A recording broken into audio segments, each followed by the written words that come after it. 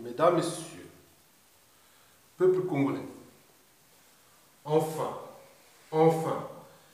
Monsieur Sassou Nguesso et son épicerie politique à caractère familial, clanique et tribal viennent d'être mis hors d'état de nuire à vous et nous, peuple congolais tout entier. Mesdames, Messieurs, peuple congolais, enfin, Monsieur Sassou Nguesso et son régime politique à caractère dictatorial, tyrannique, anticonstitutionnel, antisocial et surtout criminogène n'est plus de danger à la vie et à la survie de tout un peuple, c'est-à-dire le peuple congolais, du nord au sud et du centre à l'est et à l'ouest.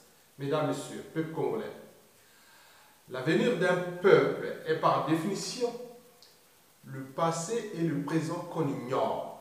Par conséquent, les responsabilités individuelles et collectives de tous ceux ou celles qui, à un moment ou l'autre, ont été à la charge de l'État moribond, doivent toutes et tous se remettre en cause de leur gestion politique et administrative du pays. C'est ça l'esprit critique. En effet, la critique et l'autocritique aiguisent l'intelligence, la conscience et les valeurs morales, le bien contre le mal. Celui ou celle qui n'accepte pas la critique ou l'autocritique n'avancera jamais. Oui, nous étions à différents degrés de responsabilité coupable de la situation chaotique du pays. C'est ça le courage d'assumer individuellement ses erreurs, ses mauvais choix politiques et économiques. Et puis, mesdames, messieurs, peuple congolais, ce sont les idées, les hommes et les femmes épris de valeurs et principes de liberté, de démocratie, de justice qui mènent le monde. Par conséquent, pour reconstruire une société congolaise plus juste, la réforme de l'individu ou du citoyen au niveau de ses mentalités, de ses habitudes, de son comportement, de sa conscience et des valeurs morales s'impose certainement et va obligatoirement s'imposer dans l'après-dictature de M. Denis Sassou Nguesso. Mesdames, Messieurs, peuple congolais, le pays va mal, très mal. Les conditions de vie du peuple et notamment l'accès à l'eau potable, à l'électricité, aux soins, aux médicaments, à l'alimentation, à la mobilité ou au transport en commun, à l'assainissement des villes, au cadre de vie urbain propice à la santé, l'accès à l'éducation et à la justice pour tous sont insupportables. Dans un pays qui, pourtant, riche en idées et en ressources naturelles, est aussi le 4e producteur de pétrole et le 3e de bois du continent noir. Malgré cette richesse et ce capital humain et l'argent encaissé par l'État, les comptes publics sont au rouge. Cela veut dire que les caisses de l'État sont vides et le pays est donc en faillite.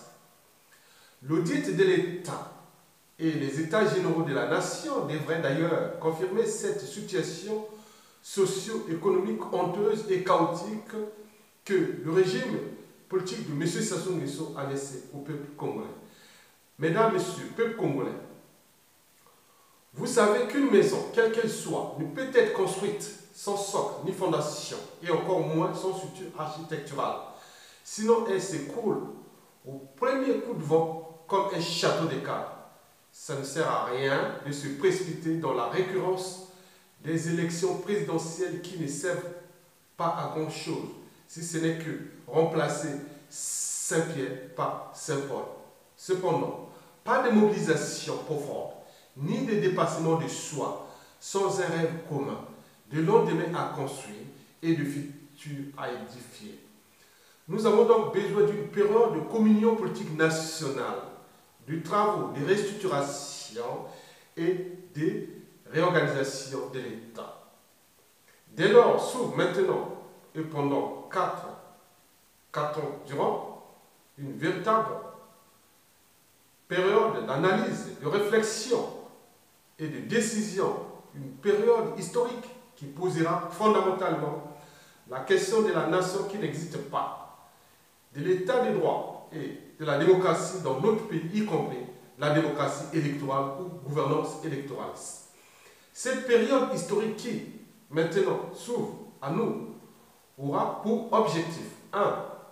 Apaiser, rassurer, rassembler la population autour de la dynamique de la transition politique plus démocratique et respectueuse des libertés fondamentales et des droits de l'homme et du citoyen. 2.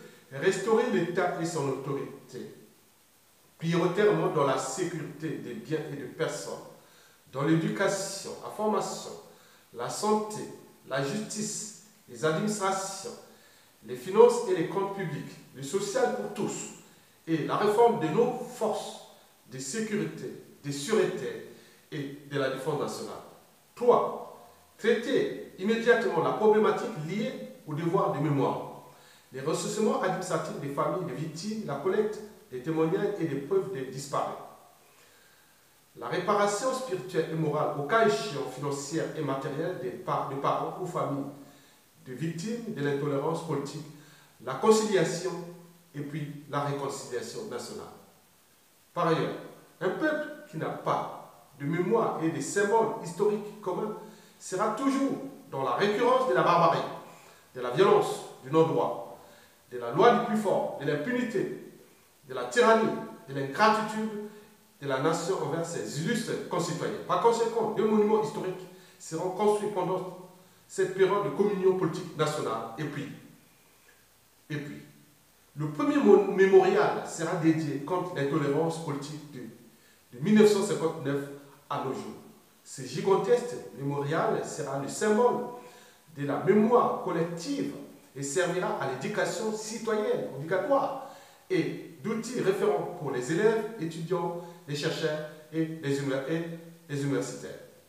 Le 22 mars de chaque année, par exemple, sera férié au Congo en mémoire de toutes les victimes liées à l'intolérance politique.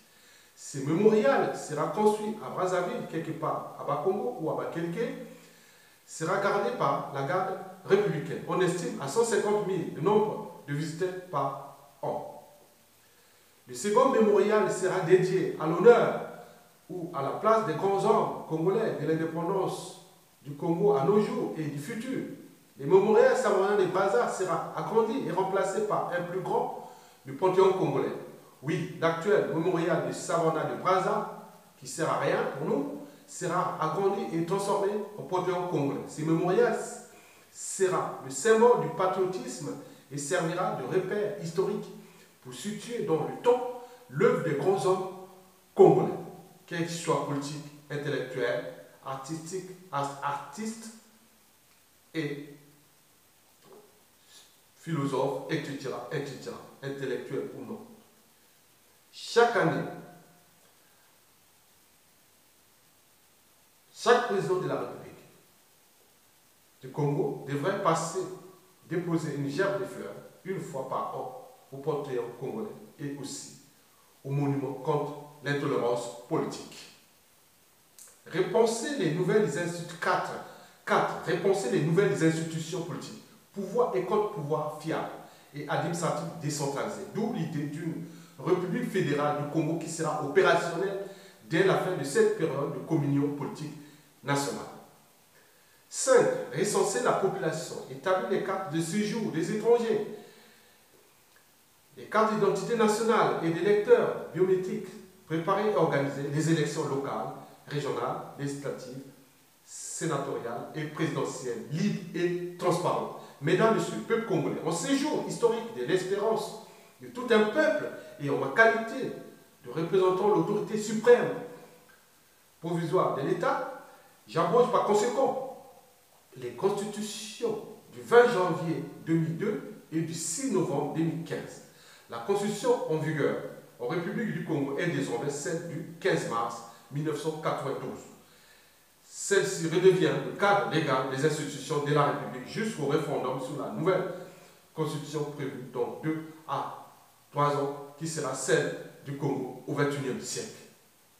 Mesdames, Messieurs, peuple congolais, d'ici la fin de la semaine je vais nommer le Premier ministre et celui-ci sera chargé de constituer un gouvernement de la période de transition politique. Dans les jours qui suivront la constitution du gouvernement, une constitution composée de 10 membres originaires de chaque département du pays sera mise en place. Elle sera majoritairement composée des résistants intérieurs et extérieurs à l'ancien régime politique. Cette constitution jouera le rôle du législateur pendant les 4 années à venir. Elle sera accompagnée et ou régulée dans ses lourdes charges de législateur provisoire par un haut conseil de la période de transition politique dont 5 sages politiques originaires de chaque département du Congo. Mesdames, Messieurs, peuple congolais, quant aux 4 exilés et à notre matière grise de l'extérieur dont nous avons impérativement besoin, le gouvernement mettra tout en œuvre et par des moyens incitatifs afin que nos cerveaux puissent revenir dignement, servir et développer le pays. Mesdames, Messieurs, peuple congolais, dès que les pouvoirs, les institutions et les administrations reconstituées seront en place, une feuille de route sera adressée aux responsables politiques et administratifs de l'État au niveau national et à l'extérieur du pays, notamment les ambassadeurs et les représentants du Congo auprès de la communauté internationale. Mesdames, Messieurs, peuple congolais, n'ayez plus peur. Vous êtes chez vous, libre dans votre propre pays. Vous n'êtes pas des étrangers et encore moins des citoyens de seconde zone. Vous êtes Congolais et soyez-en fiers. Ensemble, travaillons pour reconstruire ce pays meurtri par la tyrannie de l'ancien régime politique.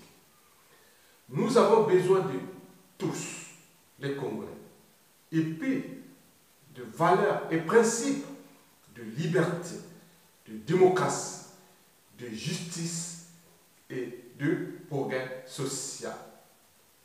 Vive la République, vive le Congo libre et souverain. Je vous remercie.